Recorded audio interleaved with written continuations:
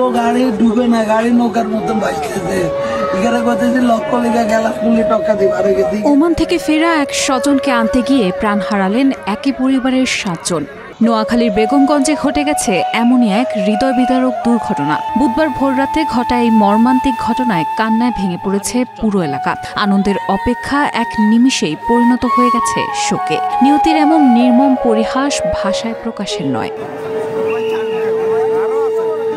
জানা যায় 2.5 বছর পর ওমান থেকে দেশে ফিরছিলেন ওমান প্রবাসী বাহার। তাকে আনতে মঙ্গলবার রাতে মাইক্রোবাস যোগে হযরত শাহজালাল আন্তর্জাতিক বিমানবন্দরে যান পরিবারের সদস্যরা।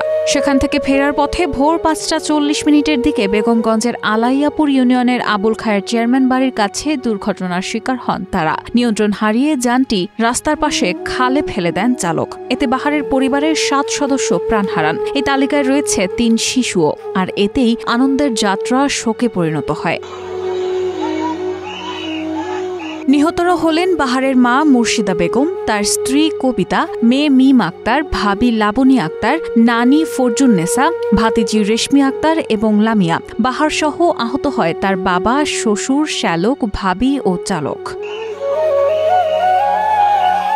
দুর্ঘটনা নিয়ে আহত ওমান প্রবাসী বাহার বলেছেন, ঘুম চোখে নিয়ে মাইক্রোবাস চালাচ্ছিল চালক রাসেল। বারবার বলা সত্ত্বেও গাড়ি থামিয়ে বিশ্রাম নেয়নি সে। এর আগে কুমিল্লায় একবার দুর্ঘটনার মুখে পড়তে গিয়েছিলাম, কিন্তু সেবার রক্ষা পাই। বাড়ি থেকে প্রায় 10 কিলোমিটার আগেই রাসেল ঘুমিয়ে যায়। গাড়িটি সড়কের পাশে খালে ফেলে দেয়। দুর্ঘটনায় আহত বাহার আরও বলেন, খালে পড়ার পর গাড়ি তাৎক্ষণিক ডোবেনি, ধীরে ধীরে ডুবছিল। তখন চালককে গাড়ির লক খুলতে বললেও তিনি তা করেননি। গাড়ির কাচ নামিয়ে বের হয়ে পালিয়ে যায় রাসেল। কাউকে বাঁচানোর চেষ্টাও করেননি। চন্দ্রগঞ্জ হাইওয়ে থানার ওসি মোহাম্মদ মোবারক হোসেন ভুইয়া বলেন, চালক ঘুমিয়ে পড়ায় গাড়িটি নিয়ন্ত্রণ হারিয়ে খালে পড়ে যায়। কয়েকজন বের হতে পারলেও 7 জন ভেতরে আটকা পড়ে মারা যান। লাশগুলো তাদের পরিবারের লোকজন বাড়িতে নিয়ে গেছে। দুর্ঘটনার পর থেকে চালক পলাতক রয়েছে। এই ঘটনায় আইনানুগ ব্যবস্থা নেওয়া হবে।